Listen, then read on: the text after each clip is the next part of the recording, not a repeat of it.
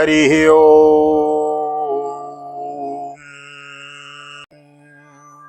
जय श्री राधे, जय श्री कृष्ण। आप सभी को हृदय से प्यार भरी राधे राधे। और कैसे हैं आप सब? आशा करते हैं ठाकुर श्री राधा माधव की यशी अनुकंपा से आप सब कुशल मंगल होंगे और भगवान की भक्ति में लीन होंगे। मैं राधेश्याम वशिष्ठ नित्य की भांति आप सभी का बहुत बहुत स्वागत करता हूँ। ले चलता हूँ आज की पावन कथा प्रसंग में, जिसके अंतर्गत श्रीमद् भागवत के 9वें स्कंद के द्वितीय अध्याय में आज हम प्रवेश करेंगे। तो नए आए हैं, चैनल को सब्सक्राइब कर लीजिए, बेल आइकन को भी प्रेस कर लीजिए। आइए मेरे साथ गोविंद नाम गुनगुनाइए। श्री कृष्ण गोविंद हरे मुरारी, नाथ नारायण वासुदेव। श्री कृष्ण गोविंद हरे मुरारी, हे नाथ नारायण वासुदेव। हे नाथ नारायण वासुदेव, हे नाथ नारायण वासुदेव। श्री कृष्ण गोविंद हरे मुरारी, हे नाथ नारायण वासुदेव। नारायणं नमस्कृत्य नरं चैव नरोत्तमं देवीं सरस्वतीं व्यासं ततो जयमुदीरयेत्। कृष्णाय वासुदेवाय हरये परमात्मने प्रणतक्लेशनाशाय गोविन्दाय नमो नमः। ओम नमो भगवते वासुदेवाय। श्रीमद्भागवत महापुराणमथ नवम स्कंद तृतीयोऽध्याय। श्रीशुकोवाच एवं गते सुद्युम्ने मनोरभेवश्वतः श्रुते पुत्रकामस्तपस्ते पे यमुनायां सतं समः। ततो जन्मनुर्देवमपतीयार्थं हरिं प्रभुं इक्ष्वाकुपूर्वजान् पुत्रान् लेभे स्वसदृशान् दशः। भद्रद्रस्तु मनोपुत्रो गोपाल गुरुणाकृतः पालयामास गायत्रो रात्रं वीरासनव्रतः। एकदा प्राविशद्गोष्ठं शार्दूलो निशिवर्षति शयाना गावोत्थाय भीतास्तावभ्रमुर्व्रजे। एकां जग्राह बलवान् सा चक्रोशो वयातुरो तस्यास्तत्क्रन्दितं श्रुत्वा प्रशद्रोभिसारः। खड्गमादाय तरसा प्रलीनो डुगुडे निशि अजानन्नन हद्बभ्रो शिरः शार्दूलशंकय। श्री सुखदेव जी कहते हैं, परीक्षित, इस प्रकार जब सुद्युम्न तपस्या करने के लिए वन में चले गए तब वैवस्वत मनु के पुत्र की कामना से यमुना के तट पर 100 वर्ष तक तपस्या की। इसके बाद उन्होंने संतान के लिए सर्वशक्तिमान भगवान श्री हरि की आराधना की और अपने ही समान 10 पुत्र प्राप्त किए, जिनमें सबसे बड़े इक्ष्वाकु थे। उन मनु पुत्रों में से एक का नाम था प्रशद्र। गुरु वशिष्ठ जी ने उसे गायों की रक्षा में नियुक्त कर रखा था। अतः वह रात्रि के समय बड़ी सावधानी से वीरासन से बैठा रहता और गायों की रक्षा करता। एक दिन रात में वर्षा हो रही थी। उस समय गायों के झुंडों में एक बाघ घुस आया। उसके डर से सोई हुई गाय उठ खड़ी हुई, वे गौशाला में ही उधर उधर भागने लगी। बलवान बाघ ने एक गाय को पकड़ लिया। वह अत्यंत भयभीत होकर चिल्लाने लगी। उसका वह क्रंदन सुनकर प्रशद्र गाय के पास दौड़ाया। एक तो रात का समय और दूसरे घनघोर घटाओं से आच्छादित होने के कारण तारे भी नहीं दिखाई देते थे। उसने हाथ में तलवार उठाकर अनजाने में ही बड़े वेग से गाय का ही सिर काट दिया। वह समझ रहा था कि यह बाघ है। व्याघ्रोपि विरक्रश्रवणो निःसृतस्ततो निश्चक्रामा वृषं भीतो रक्तं पति समुत्सृजन्। मन्यमानो तं व्याघ्रं प्रशद्रं परवीरहो अद्राक्षीत् स्वतां बभ्रुविष्टायां निसदुःखितः। तं सशाप कुलाचार्यः कृतागो शमकामतो नक्षत्रबन्धु शूद्रत्वं कर्मणां भविता मुनो। एवं सप्तस्तु गुरुणा प्रत्युग्रहणाकृताञ्जलि आधारयद्व्रतं धीरम् ऊर्ध्वरेता मुनिप्रियं। वासुदेवे भगवती सर्वात्मनि परिमले एकान्तित्वं गतो भक्त्वा सर्वभूतसुहृत्समः। विमुक्तसङ्गं शान्तात्मा संज्ञाताक्षो परिग्रह यद्रक्षयोपबन्धेन कल्पयन् वृत्तिमात्मनः। तलवार की नोक से बाघ का भी कान कट गया था। वह अत्यंत भयभीत होकर रास्ते में खून गिराता हुआ वहां से निकल भागा। शत्रुदमन प्रशद्र ने यह समझा कि बाघ मर गया, परंतु रात बीतने पर उसने देखा कि मैंने तो गाय को ही मार डाला है। इससे वह बड़ा दुख हुआ। यद्यपि प्रशद्र ने जानबूझकर अपराध नहीं किया था, फिर भी कुल पुरोहित वशिष्ठ जी ने उसे शाप दिया था कि तुम इस कर्म से क्षत्रिय नहीं रहोगे, जाओ शूद्र हो जाओ। प्रशद्र ने अपने गुरुदेव का यह शाप अंजलि बांधकर स्वीकार किया और इसके बाद सदा के लिए मुनियों को प्रिय लगने वाले नैष्ठिक ब्रह्मचर्य व्रत को धारण किया। वह समस्त प्राणियों का अहितुक हितैषी एवं सबसे प्रति समान भाव से युक्त होकर भक्ति के द्वारा परम विशुद्ध सर्वात्मा भगवान वासुदेव का अनन्य प्रेमी हो गया। उसकी सारी आसक्तियां मिट गईं, वृत्तियां शांत हो गईं, इंद्रियां वश में हो गईं। वह कभी किसी प्रकार का संग्रह परिग्रह नहीं रखता था। जो कुछ देव वश प्राप्त हो जाता उसी से अपना जीवन निर्वाह कर लेता।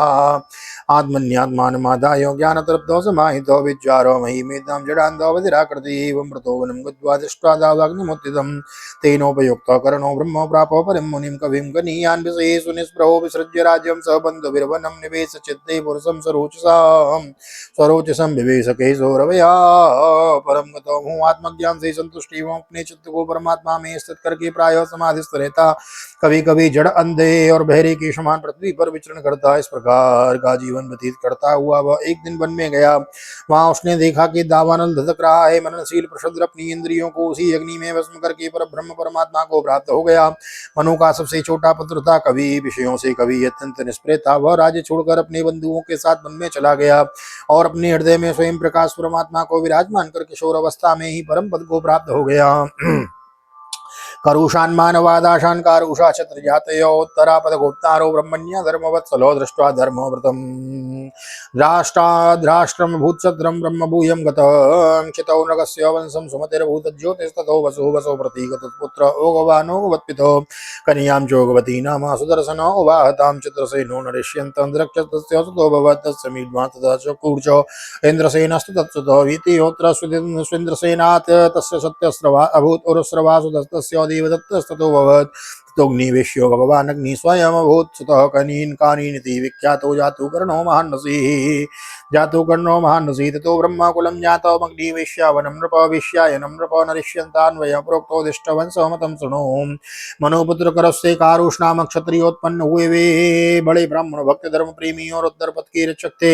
दृष्ट के दास नामक क्षत्रिय हुए, अंत में वे शरीर से ही ब्राह्मण बन गए। पर नरक का पुत्र हुआ सुमति, उसका पुत्र भूत ज्योति और भूत ज्योति का पुत्र वसु था। वसु का पुत्र प्रतीक और प्रतीक का पुत्र ओगवान, ओगवान का पुत्र नाम भी ओगवान, ओगवान के पुत्र का नाम भी ओगवान ही था। उसके एक ओगवती नाम की कन्या भी थी जिसका विवाह सुदर्शन से हुआ। मनुपुत्र नृष्यंत से चित्रसेन से ऋक्ष, ऋक्ष से बीडवान, बीडवान से कूर्च और इंद्र से इंद्रसेन की उत्पत्ति हुई। इंद्रसेन से वीतिहोत्र, उससे सत्यस्रवा, सत्यस्रवा से औरस्रवा और उससे देवदत्त की उत्पत्ति हुई। देवदत्त के अग्निवेश नामक पुत्र हुए जो स्वयं अग्निदेव ही थे। आगे चलकर वे ही कानीन एवं महर्षि जातुकर्ण के नाम से विख्यात हुए। परीक्षित ब्राह्मणों का अग्निवेश्यायन गोत्र उन्हीं से चला। इस प्रकार नृष्यंत के वंश का मैंने वर्णन किया। आप दृष्ट का वंश सुनो। दृष्ट के पुत्र का नाम था नाभाग और नाभाग से अलग है जिसका मैं आगे वर्णन करूंगा। वे अपने कर्म के कारण वैश्य हो गया और उसका पुत्र हुआ भलंद और उसका वत्स प्रीति। नाभागोदिष्टपुत्रन्य कर्मणा वैश्यतां गतो वलन्दना सुतस्तस्य वत्सप्रीतिर्वलन्दनात् वत्सप्रीति सुतः प्रांशुतत्सुतं प्रमतिं विदुः कन्नित्र प्रमतिस्तस्मात् चाक्षुषोतो विवंसति विवंसितः सुतो कम्ब कन्नित्रस्य धार्मिको करन्दमो महाराज तस्यासीदात्मजो नृपः तस्यावीक्षित सुतो यस्य मरुतश्चक्रवर्त्यभूत् संवर्तो यजद इयं वै महायोगिन्गिरः सुतः मरुतस्य यथा यज्ञो न तथान्यस्य कश्चन सर्वं हिरण्मयं त्वासीद् यत्किञ्चित् चास्य सोवनम्। वत्सप्रीति का प्रांशु और प्रांशु का पुत्र हुआ प्रमति, प्रमति के खन्नित्र, खन्नित्र के चाक्षुष और उनके किंबिंसतु विवंसती हुए। विवंसती के पुत्र रंभ और रंभ के पुत्र खन्नेत्र दोनों ही परम धार्मिक हुए। उनके पुत्र करंधम और करमधम के अभिक्षित महाराज परीक्षित, अभिक्षित के पुत्र मरुत चक्रवर्ती राजा हुए। उनमें अंगिरा के पुत्र महायोगी शंबर ऋषि ने यज्ञ कराया था। मरुत का यज्ञ जैसा हुआ वैसा और किसी का नहीं हुआ। उस यज्ञ में समस्त छोटे बड़े पात्र अत्यंत सुंदर एवं सोने के बने हुए थे। अमादिन्द्र सोमेन दक्षिणाभिर्जातय मरुतः परिवेष्टारो विश्वे देवासवासदः मरुतस्योदमः पुत्रः तस्यासीद् राज्यवर्धनः सुधृतिस्तत्सुतो यज्ञे स्वधृते यो नरः सुधा तत्सुतः केवलस्तस्मात् बन्धुमान् वेगवांस्ततः बन्धुस्तस्याभवत् यस्य तृणबिन्दुर्महीपति तं भेजे लम्बुसा देवी भजनीय गुणालयम्बराप्सरा यथा पुत्रा कन्या चीडाविडा भवत्। उस यज्ञ में इंद्र सोमपान करके मत वाले हो गए थे और दक्षिणा से ब्राह्मण तृप्त हो गए थे। उसमें परसेना वाले थे मरुदगण और विश्वदेव सभासद थे। मरुद के पुत्र का नाम था दम, दम से राज्यवर्धन, उससे सुधृति और सुधृति से नर नामक पुत्र की उत्पत्ति हुई। नर से केवल, केवल से बंधुमान, बंधुमान से वेगवान और वेगवान से बंधु और बंधु से राजा। तृणबिंदु का जन्म हुआ। तृणबिंदु आदर्श गुणों के भंडार थे। अप्सराओं में श्रेष्ठ अलम्बुसा देवी ने उनको वर्ण किया जिससे उनके कई पुत्र हुए और अडिविडा नाम की एक कन्या उत्पन्न हुई। मुनिवर विश्वस्रवा ने अपने योगेश्वर पिता पुलस्त जी से उत्तम विद्या प्राप्त करके एडबिडा के गर्भ से लोकपाल कुबेर का पुत्र, कुबेर को पुत्र रूप में प्राप्त किया। तस्याम उत्पादयामास विश्रवाधनदं सुतं प्रादाय विधियं परमं श्री योगेश्वरात् विदो विशाल शून्यबन्धुश्च धूम्रकेतुश्च तत्सुतो विशालो वंशकृत राजा वैशालीं निर्ममी पुरीं हेमचन्द्रं सुतस्य धूम्राक्षस्य जात्मजो तत्पुत्रान् समयादासीत् कुशला स्वसदेवजो कृशास्वात् सोमदद्दो भूदियोऽस्वो मेधे ऋडस्पतिम् इष्ट्वा पुरुषमापग्र्यां गतिं योगेश्वराश्रितो सोमदत्तिस्तो सुमतिस्तत्सुतो जनमेजयो एते वैशालभूपाला तृणबिन्दुर् यशोधराः। महाराज तृणबिन्दु ने के अपनी धर्म पत्नी से 3 पुत्र हुए, विशाल, शून्य बिंदु और धूम्रकेतु। उनमें राजा विशाल वंशधर हुए और उनके वैशाली नाम की नगरी बसाई। विशाल से हेमचंद्र, हेमचंद्र से धूम्राक्ष, धूम्राक्ष से संयम, संयम के 2 पुत्र हुए, कृशासु और देवज।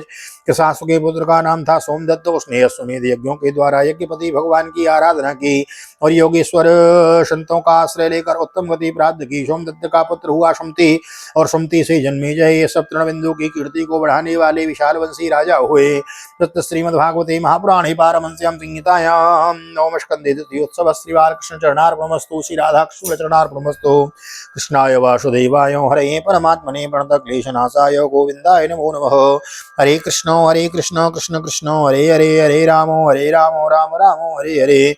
राधे कृष्ण कृष्ण कृष्ण राधे राधे, राधे श्याम श्याम श्याम राधे राधे। बोल राधा गोविंद भगवान की जय। श्रीमद्भागवत महापुराण की जय। श्री वेदव्यास जी महाराज की जय।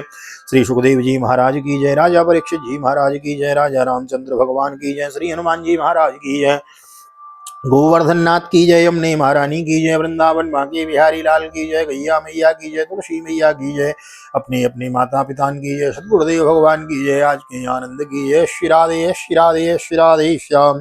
जय जय राधे जय जय श्याम। सबको मिले वृंदावन धाम। ऐसी प्रार्थना मेरी ठाकुर जी के चरणों में।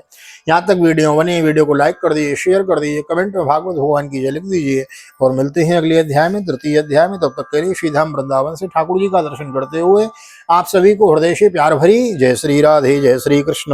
हरि ओम।